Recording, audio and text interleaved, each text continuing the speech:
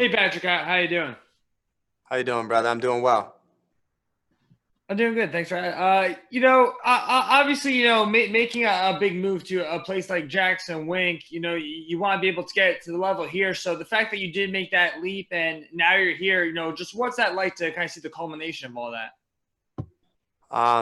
It's natural, man. I've been there for multiple years, so I think it's like 3 years now. So, I've been evolving, training with the best guys in the world from all different weight classes. So, I'm not surprised to be here.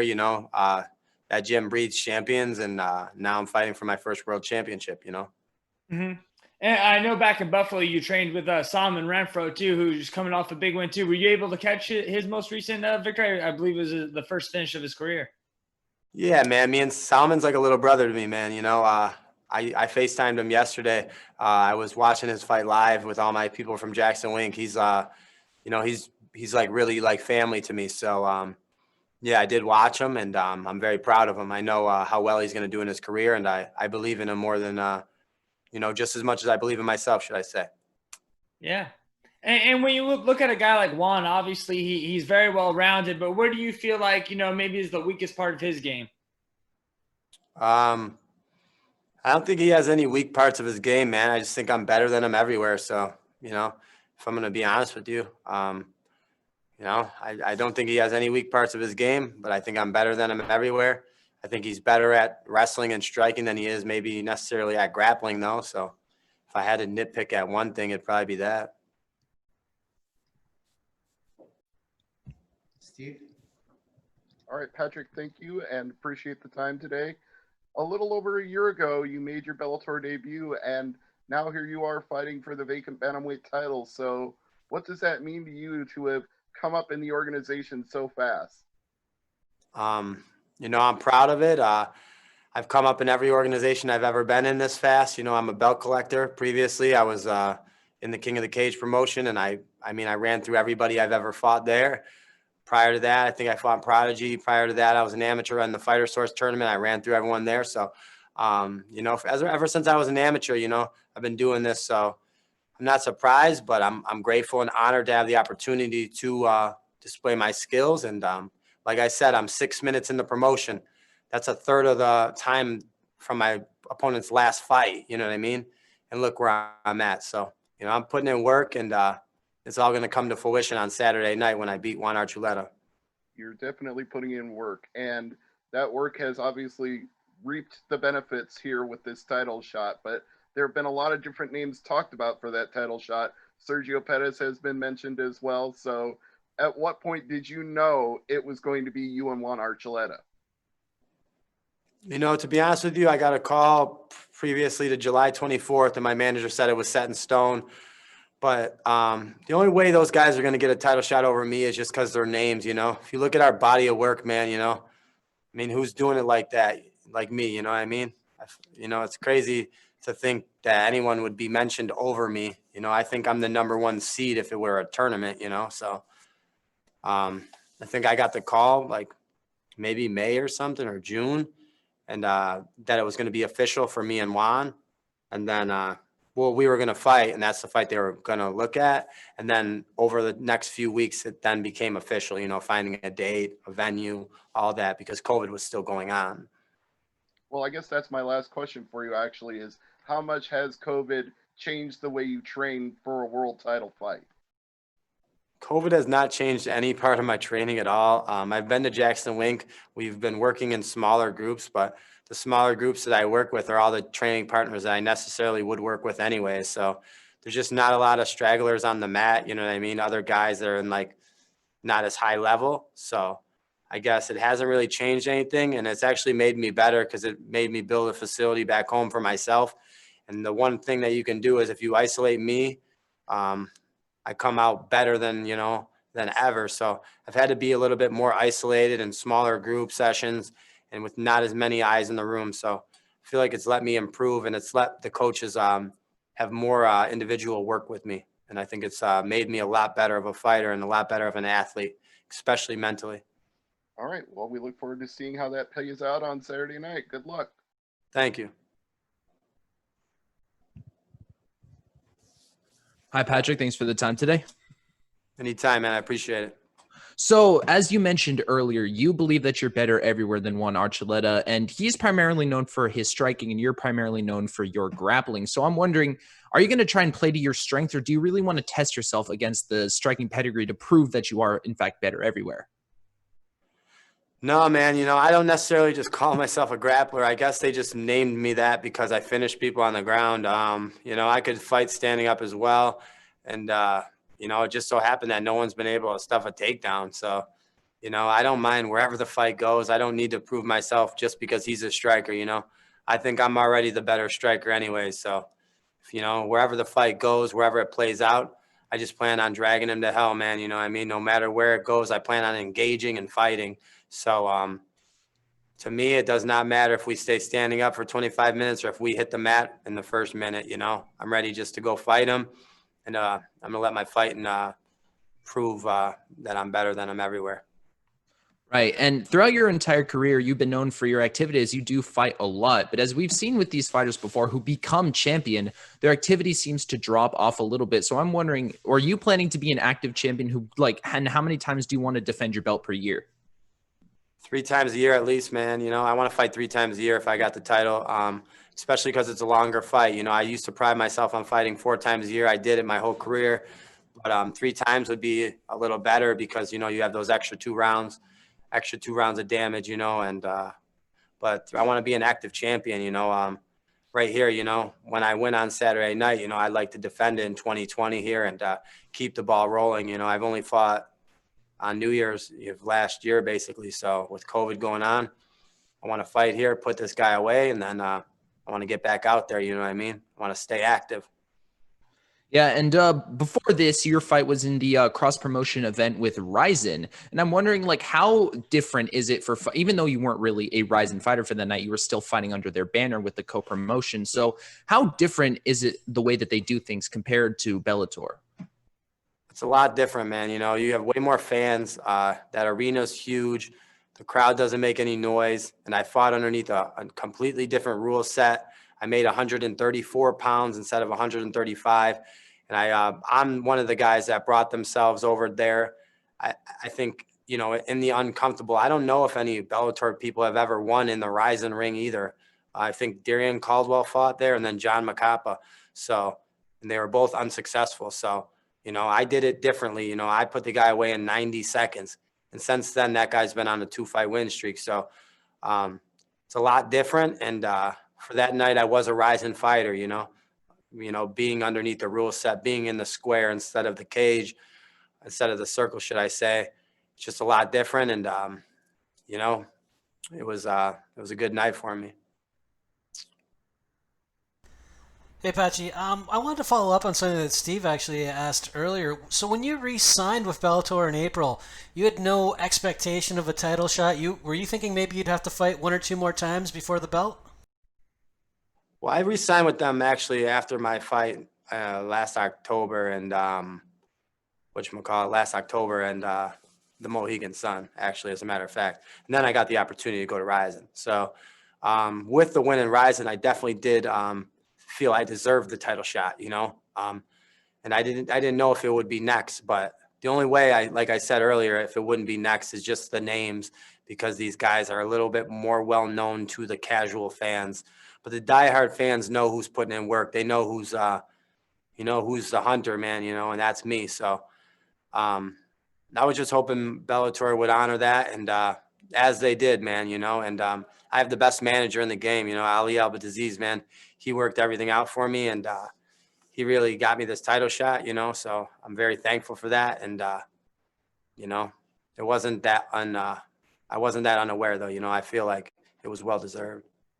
And this is both a major title shot for you, obviously, and your first time headlining a Bellator card, something you've obviously worked for a while, right up through King of the Cage, like you mentioned. Now that you've arrived, so to speak, are you able to take it all in and really appreciate it and enjoy it? Man, it doesn't feel like anything different than any other fight I've ever been in, I guess, man. It's just another fight. I've done this 24 times. This is just my 25th, so it doesn't feel any different, especially without fans. It just feels like almost even smaller, you know what I mean? Because it's there's no crowd, you know what I mean? There's no hype behind it. Normally I'm used to going to weigh-ins like MSG, and you get the energy, you know what I mean? And my last fight, I fought in front of 43,000 people at the press conference. There was like 1,000 people at, you know, the weigh-in, stuff like that. So it doesn't feel any different, man. You know, I don't feel any added pressure, should I say. It just feels like a walk in the park for me, like with all that stuff, you know, and then feels almost easier. It's more relaxing for me. I feel like, you know, to be able to just go out there and do it this way. COVID championships, you know, that's what we're calling it. So the lack of the Hi, fans and Patrick. You last year you fought 4 times, quick finishes too, all in the first round. Just what do you attribute that to? Is it more work you're putting in training camp, or was it advice you got throughout that time? Yeah, just putting in training camp properly, man. Training to my best of my ability, and like I said, never overlooking anyone, man. I think I just, you know, I look at each challenge individually. I don't ever look over anyone. You know, I kind of just I prepare for that set person each and every time. So I think it attributes to that in my mindset, you know, being mentally strong and mentally tough, you know. I think that's the most important thing, and that's what my coaches have taught me, you know. And I have all my coaches here with me that have brought me up, and you know, that's the one thing that really I attribute that is to my coaching and just my discipline and my training camps. And final question for me, who have been some of the fighters you worked the most with during this camp, and how have they influenced your preparation for this fight? Just another camp, man. You know, it's not just about my training partners, but my coaches. I work with Greg Jackson, Mike Wink, Six Gun Gibson, Harry St. Ledger, Barata. I mean, I have so many coaches like that. And then also my training partners. I train a lot with John Dodson, Landon Venata.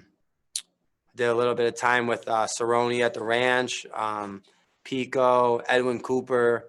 You know, I mean, it's just a multitude of guys, man. You know, I mean, Diego Brandao has been a really, really good training partner this camp too.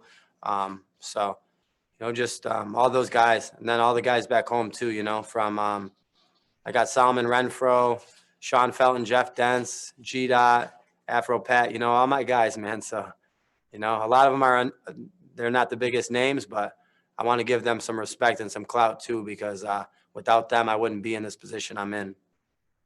Thank you. Best of luck. Thank you. Hey, Patchy. One of the big things, you know, has been like the Black community being affected by the passing of Chadwick Boseman, the passing of Kobe Bryant. How have you been affected by that? And, you know, how do you plan on, you know, showing support? Yeah, man, it's been a real sad time this year, 2020, man. You know, it's depressing to see, man, you know, because, you know, I'm a big fan of Kobe. I was actually in California when it all kind of, I was watching the Cyborg fight that weekend. So when it all kind of happened, I seen like the area, you know, was devastated. So, you know, it was heartbreaking to see. And then same with Chad, it's just, you know, I was going to try to come out with a Wakanda flag on Saturday night, but I couldn't get it delivered here in time to honor him and show some respect. But, you know, it's affected definitely the Black community and myself, as well as a lot of people I know. So it's very sad. And I'm hoping to, you know, give him a little Wakanda action on Saturday night when I win, you know, just like I did after the Ricky Bandejas fight. All right. So Juan Archuleta said that, hey, if he wins the title, that he will welcome Koji Horiguchi back into the cage to defend the belt. Are you also willing to defend the belt against the former champ? Yeah, man, I'm willing to defend the belt against anyone that Bellator wants to put against me. You know, once I get this title on Saturday night, which I will, I'm going to be, you know, the guy that has a target on his back. You know, everyone wants that gold. So there's a long list of guys and long list of contenders in this division that are very valiant for that title shot.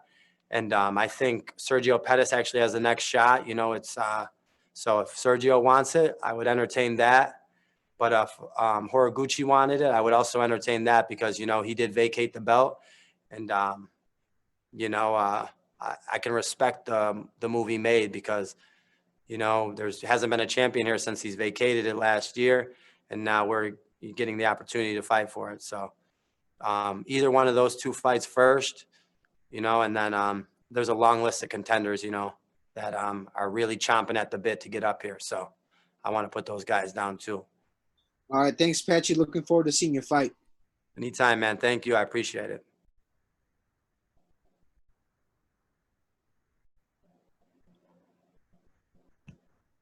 Giancarlo? Oh, sorry, I already asked my questions.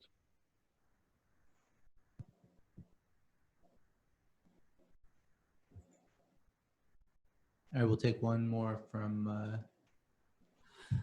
Hey, Patrick. When you see a guy like Juan with all this experience, you know, he's 24-2, he's 32 years old, and you're on this fast track to stardom, and you know, you're undefeated. How do you keep a level mindset, you know, when you're yet to taste defeat and, you know, you're going through a camp? Do you like to do anything to focus and like zero in on, you know, all distractions and take away all that from a camp? Can you repeat the question? I'm sorry. I didn't quite understand it. What'd you say? So when you have a guy like Juan, you know, he's 24-2, he has some more fights than you, but yet you're 13-0 and undefeated.